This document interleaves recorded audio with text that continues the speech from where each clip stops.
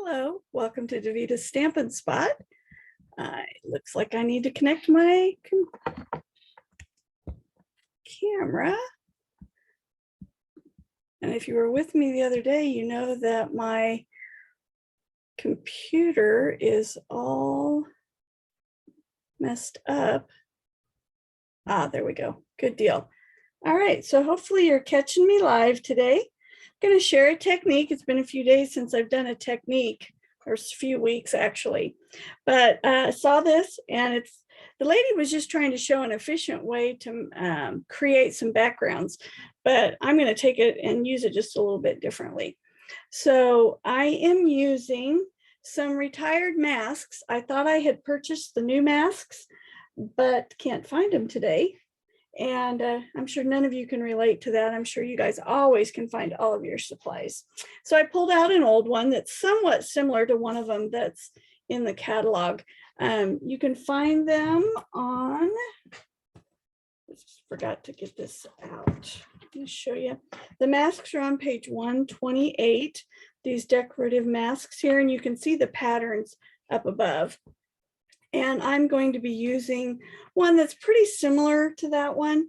You'll see a sample with that one. And then I'm kind of using one that's similar to those as well. So let's begin. So I started with some watercolor paper and I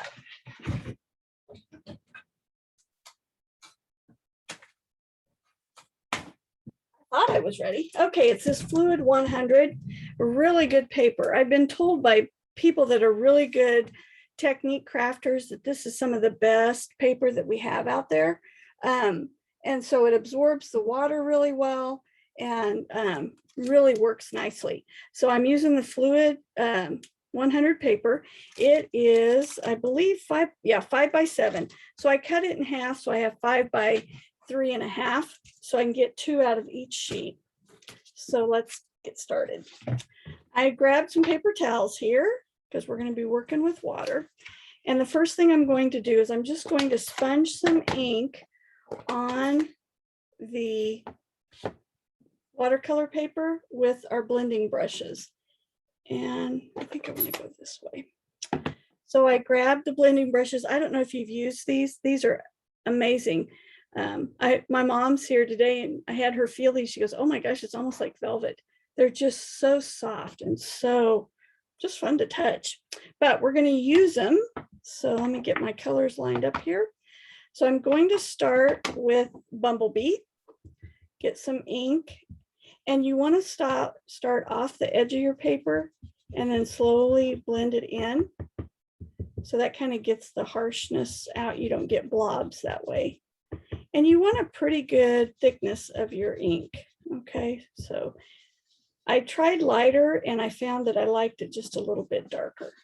So there's our Bumblebee. And then I'm going to go to Pumpkin Pie. Mom saw the pumpkin pie and said, oh my goodness, you must be getting ready for Halloween. I can't believe we're actually starting to talk about that season already. It's crazy how time's gone. All right, so we're going to blend in some of the pumpkin pie. See, now there you can kind of see it's a little dark because I forgot to blot before I started rubbing. And you just want it really blended. Then we're going to go with some Cajun Craze. These, the two, Pumpkin Pie and Cajun Craze, are in the Regal family, and the Bumblebee is one of the new in colors this year. But I really like how it blends in with our Regal colors. All right, so that's nothing new. Okay, we all know that we can blend on the watercolor or on paper, but now's where the fun comes in. So I'm going to take the mask and I'm going to place it over here. And the trick is you want a lot of water. Okay. So I took a spritzer and just put regular water in it. And I don't know if you can see that. You can see that yellow. I got my spritzer too close as I was doing my ink. And so I started getting ink all over, or ink in my water here. All right, so now I'm going to take and spritz, and you want a lot of water.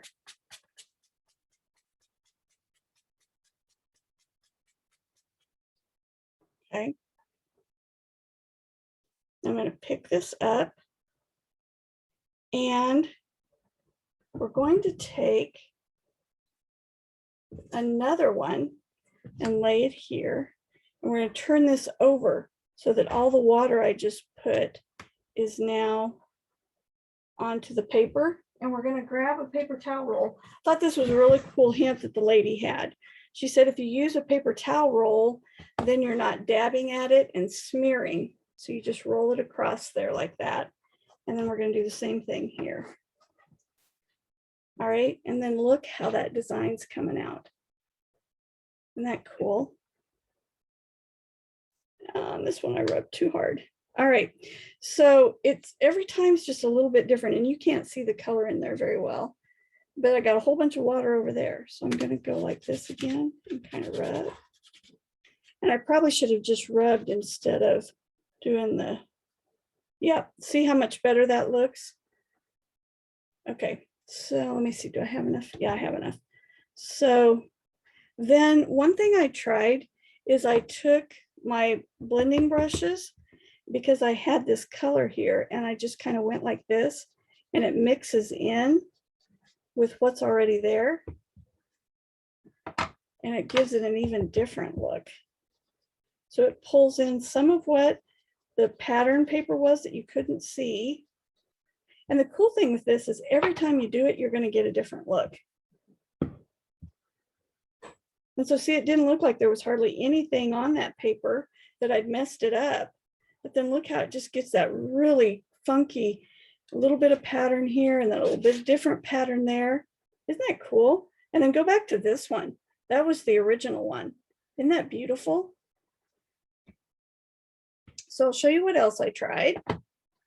So I took a little strip like this and we'll do our colors again. I kind of like the way it goes from the yellow to the burnt red. Add in the color.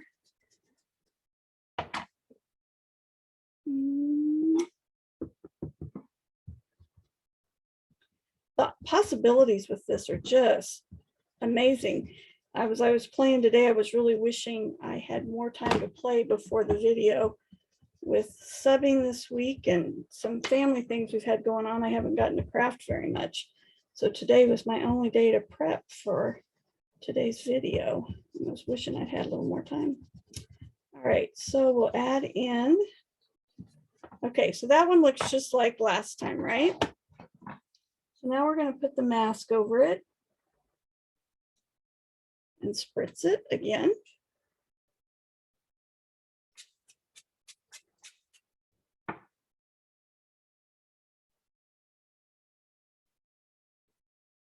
I'm going to do the same thing. I'm going to grab another strip that's about the same size. And we're going to flip this over because that's where all the water is. And rub it.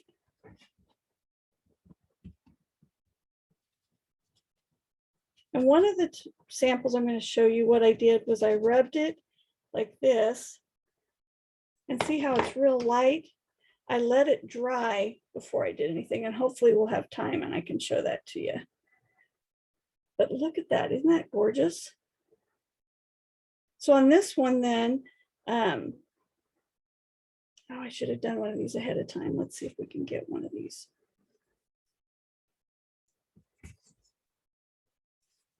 So it does take a while to dry, not too terrible long since it's watercolors. Let's see if my striping idea works on this one now, since it didn't on the last one. Yeah, this one is going to work. So I took the blending brush and I just very lightly swiped a little bit, and it's putting lines in it. So it's giving it an even different look. And then we'll add in just a little bit of this. So if you were wanting just very different looking backgrounds, you could take any stencil that you wanted. You could take any of our blending brushes and colors and look at just the different pattern. And that's from the same die, just flipping it over. See how different that looks? I think that is really cool. All right, so then I'll show you a couple things and hopefully I can come back to one of these and it'll be dry. If not, I'll grab my heat tool and dry it a little bit.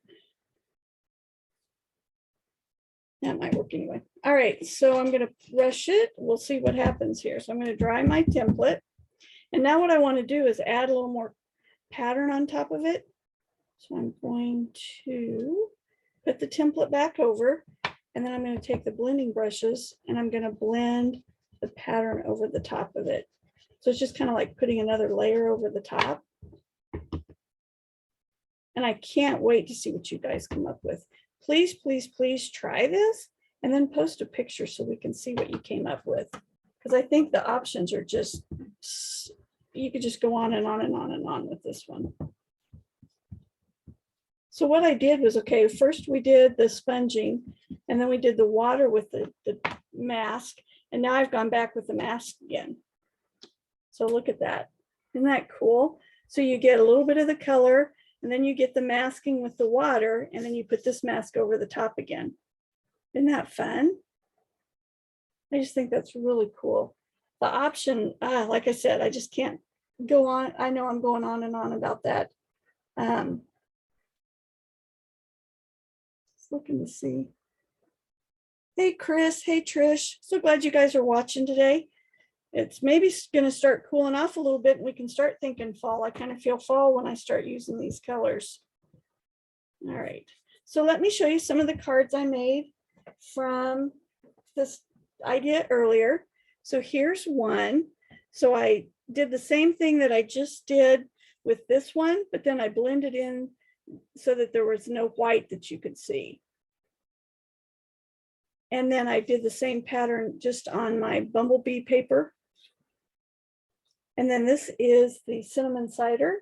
It's also, that was new last year, cinnamon cider paper. And then that's the gingham ribbon. So that's one. This one here, I did the same thing and I sponged the pattern over the top again, or the masking.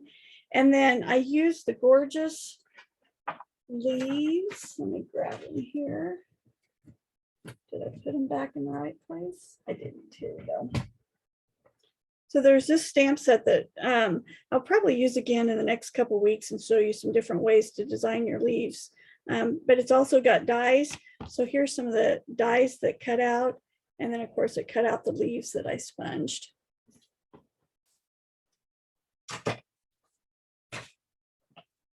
Here's another one I did and used the leaves again.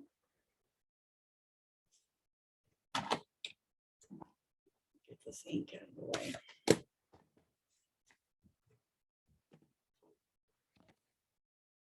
This one is my favorite.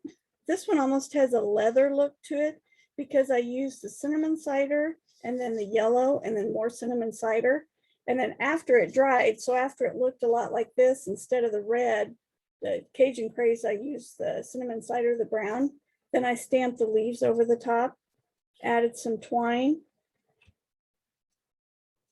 And then I said, well, okay, that's all fall, but we need to do something with some different colors. So I did this one. And this one's using Gorgeous Grape, Bermuda Bay, and Granny Apple Green. And then I pulled out the daisy stamps with the punches to add that. Isn't that fun? Bright and cherry. And I'm missing one. The one I had laying here when we started.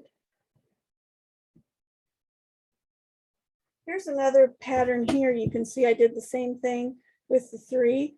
And look how different they look. This one here didn't have quite as much water and quite as much ink. So you definitely want the darker ink because it gives a better pattern. And I'm trying to find the one that was laying there when we started. Oh, here's this one as well. Look at that one with the same thing as this stripe. And on this one, I came back with the blending brushes and added more background color to it again. And then here's where I striped it. The ink was still, the water was still on the paper, so it gave it that striped look, which I thought was really cool. Oh, how crazy is that I can't find the one I started with.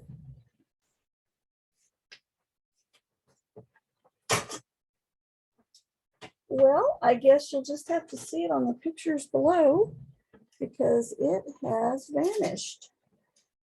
I used the same technique, and then I stamped the beautiful friendship, beauty of friendships tree over the top of it. Maybe as I close things up, I'll find it here. So anyway, I hope you like this technique. I think it's really cool. I would love to see what you design with it. There's 4 of the 5 cards that I made with it. And then I'll take these and I'll stamp on them or just use them. Like here, I didn't do anything on it except this technique right here, and then just put paper behind it. Isn't that beautiful? I think it would be so, I think it's so pretty with all the fall leaves. Oh, you know, once I end this, I will find that other one. And it's not going to be found. So anyway, here's my technique for today. Hope you've enjoyed it. I called it watercolor masking. Since we used the watercolor paper, we did the blending brushes, and then we added the color over the top. Remember, celebration goes on through September 30th. There's some stamp sets, some designer series paper, some glimmer paper. It's all while supplies last. So this is the glimmer paper here. So you want to make sure you grab what you want before they're gone. And I found it. Here's my tree. I love this one. So then I cut off the edge here and sponge the leaves down below, or stamp the leaves after I did just a little bit of sponging. Wanted to find that one. It was one of my favorites. All right. I will see you on Tuesday for Create With Me. I'll send out the paper dimensions, hopefully tomorrow, or if not, on Saturday, so that you know what papers to have ready for our make and take on Tuesday, our Stamp With Me. And I think that's it. Thanks for joining me today. Hope you're having a wonderful week. And I will see you on Tuesday at 4:30. Bye.